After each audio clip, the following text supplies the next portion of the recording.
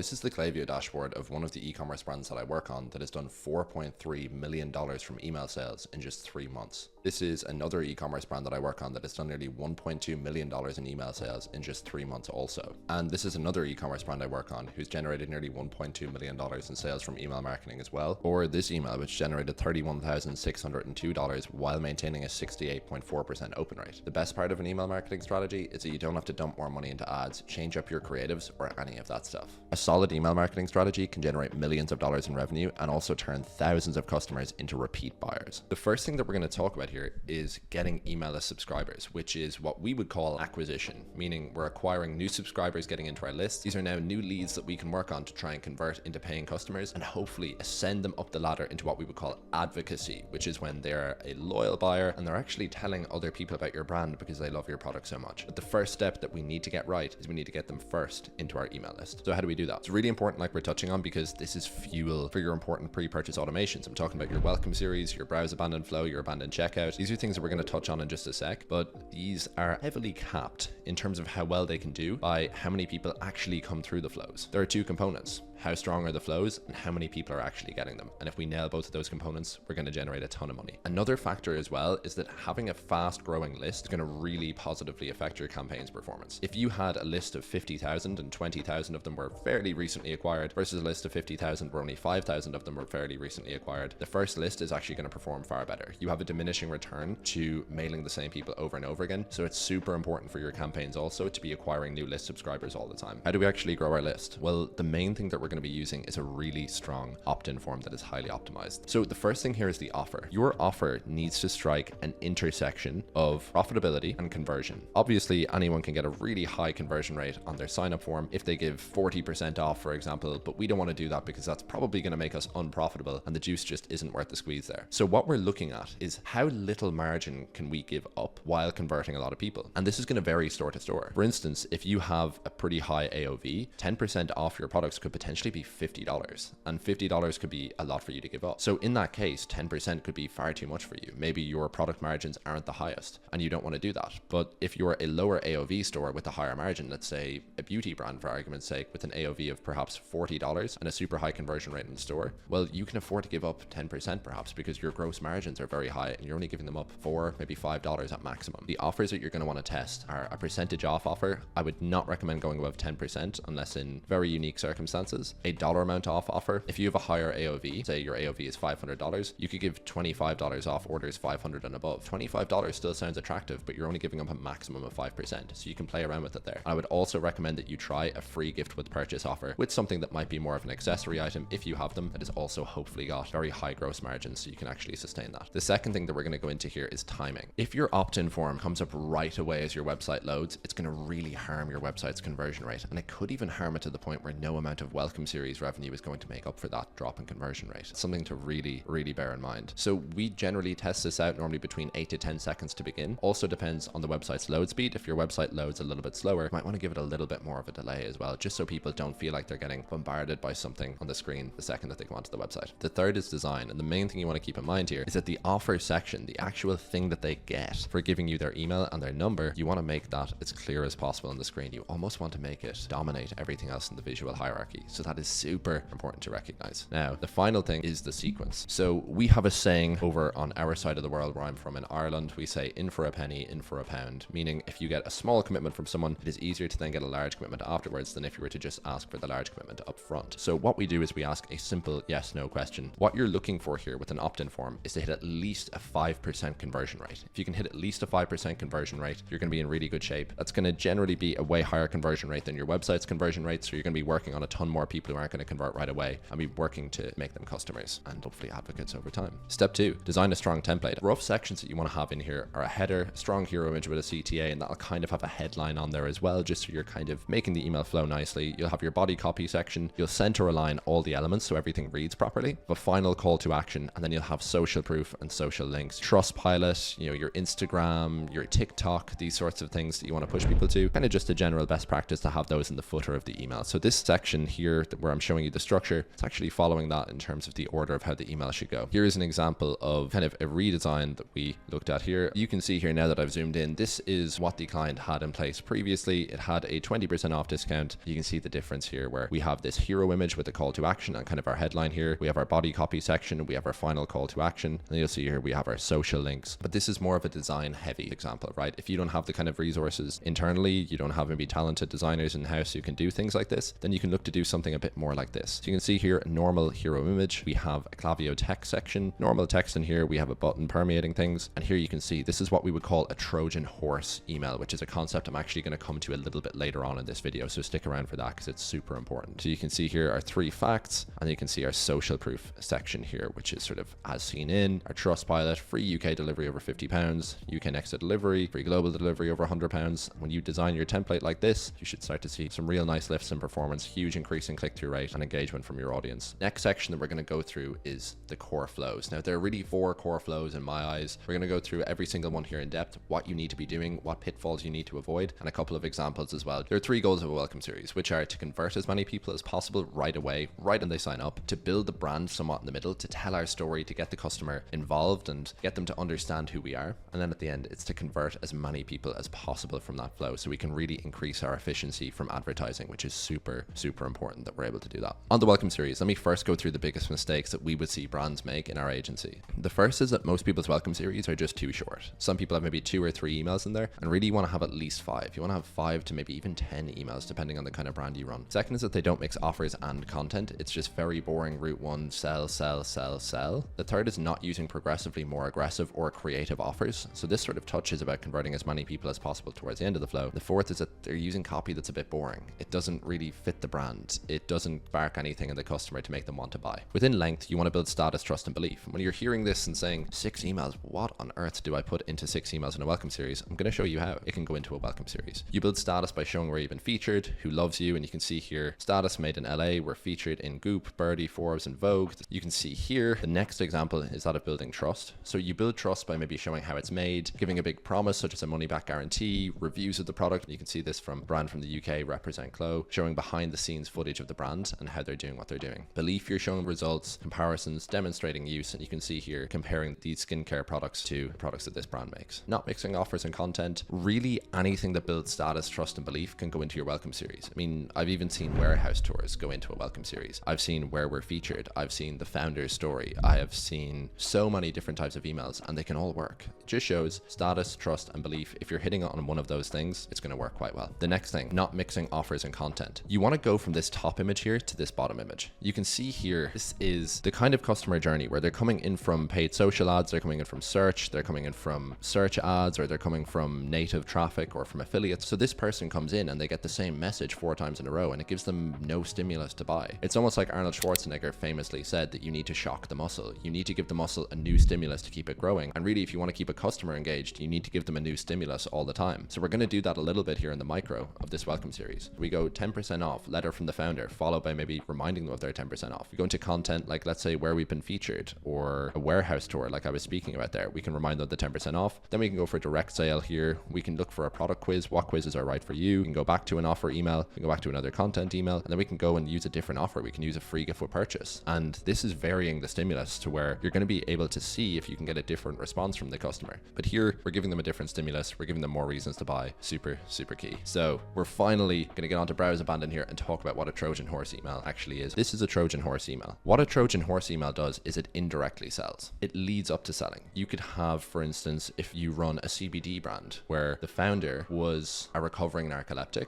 had really terrible sleep, and they actually use CBD to help them with their sleep. So we had an email that told the founder's story of how they had narcolepsy and how they were able to overcome that narcolepsy using CBD, and we plugged their products, their sleep blends, at the end of the email, and it absolutely crushed it for them. So we lead with a story and then we sell at the end. So we call that a Trojan horse email. But here you can see, here are 3 facts that you need to know. Fact 1, you're purchasing from your fellow parents. Fact 2, all of our Trustpilot reviews are 5 stars. And fact 3, you can buy any product today for a lot cheaper. Your offer is expiring. So you can see here, we start with some intrigue and then we hit them with a sale at the end. That's what we like to do in the browse abandon flow. It is super impactful. I would highly recommend that you do that. Within the abandoned checkout flow, you want to handle objections directly. You want to call out the reasons that they may not yet have bought from you and why they're not problems. Shipping, well, it's free above $75. Or if you're under $75 in your cart, well, it's only $4. You know, will the item not fit? Well, we have hassle-free returns if it doesn't fit. What about the quality? We have 5,000 5-star reviews. There's no worries. Secondly, we're going to show social proof within emails, showing customer reviews, especially really strong reviews. Like this one is a very emotional review, which would speak to the core desire of the target market. Number 3 is that understanding structure is super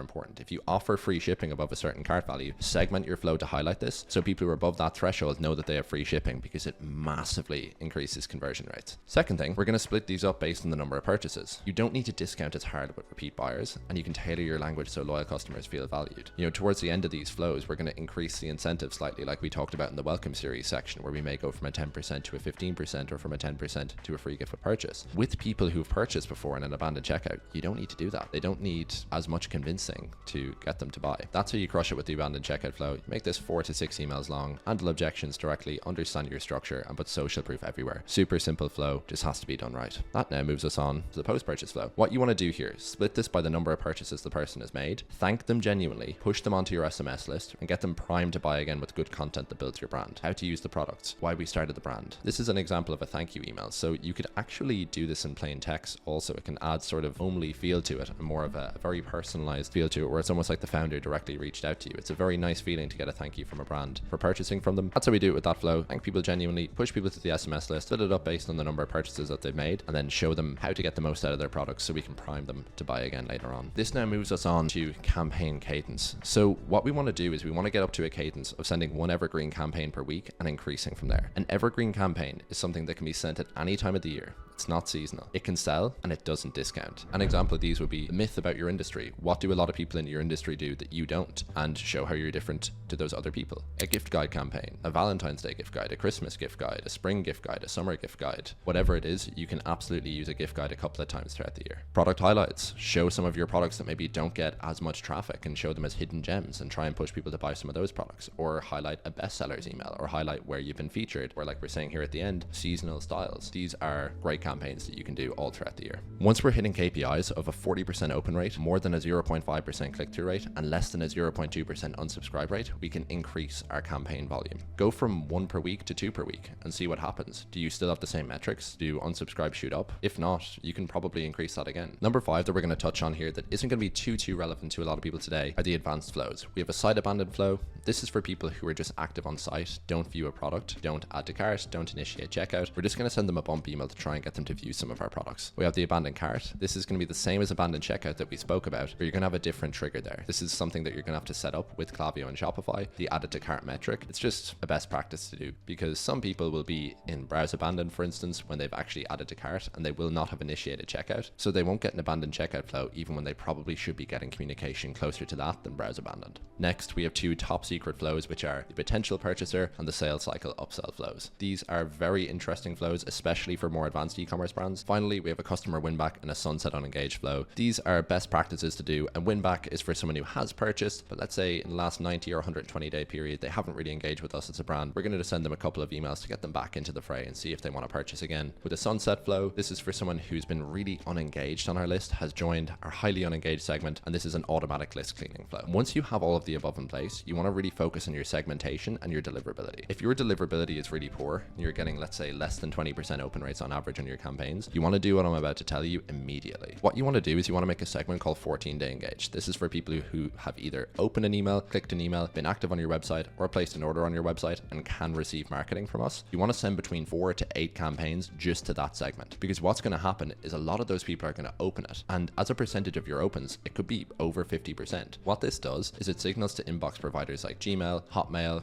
Yahoo, Apple Mail that we're a reputable sender and that they should let our emails go to their clients' inboxes. Once we've done this, we can go back out and start to mail a lot more of our list. What you want to do is go into your Klaviyo account and make these 2 segments. Then you're going to upload them to be suppressed so they can't receive emails anymore, but we still have their data. Just like before, you're going to want to redesign your email templates to be better optimized for deliverability again, because this is going going to really help you when going to the inbox. An advanced strategy you can use is what we call a whitelisting campaign. This is where you set up an autoresponder from your Google Workspace account that you have connected to Klaviyo, where if somebody replies, they will get an automatic responder, which basically gives them a discount code so we can actually incentivize them to reply to our email address. If someone replies to our emails, it's really good for deliverability. You actually may not need to incentivize them with an offer either. You could just ask your most loyal customers to respond with an emoji to one of your emails, and that will also help you a lot. Once your sender reputation is really strong, you actually want to increase your sending volume, which sounds a bit counterintuitive because many people think that they're going to spam because they're sending too many emails. What's actually happening is that their sender reputation is really bad. The content of their emails maybe isn't the best. And then what's happening is that sending more is compounding that and making it a lot worse. But if your sender reputation is good, the content of your emails is good, and you're sending a lot of emails to people, you're compounding the good. Once your sender reputation is strong, as is your email content, you actually want to increase the sending volume a little bit. The reason being for this is that you're giving people more opportunities to engage with good emails. So you're actually going to increase the size of your engaged list over time because you're just doing the right things for a consistent period of time. Just as a couple of metrics here, what we're looking for is when we're hitting the 180-day engaged segment, which will be over half of your list in most cases, we want to be seeing at least a 40% open rate there, at least a 0.5% click-through rate, and less than a 0.2% unsubscribe rate. It's also a good idea to hit your entire list once per month, because if even a couple of those people open that email or click that email, they'll be pulled into our engaged segment for future sends when we're sending regularly. Another best practice is if you're giving VIPs exclusive offers. Maybe they get early access to sales or early access to new product releases. That's going to really help your engagement from your VIPs and make them far more valuable to you over time. And then what happens if open rates dip? Fortunately, you can just go back to the beginning of this deliverability section and you can have it solved within a matter of weeks. Now, with the depth of this guide, I'm sure you could probably have a good chance at implementing this system yourself. But with all of the complexities of running an e-commerce business, from your multiple ads channels, from your logistics, from your new product development, from building out a team, from trying to document everything and process out the business, it doesn't leave very much time for handling your email marketing channel either. Why not leave it to the experts? If you're running an e-commerce brand doing at least 7 figures in revenue, we'd like to talk to you and see if there's a match here. Hit the link in my description. You can book in a call with me personally. I can chat to you, hear about your goals, analyze your business, audit your current retention marketing setup. And if it makes sense, we can talk about a potential plan to work together. Also, you can click here to learn about the new way of email marketing in 2024.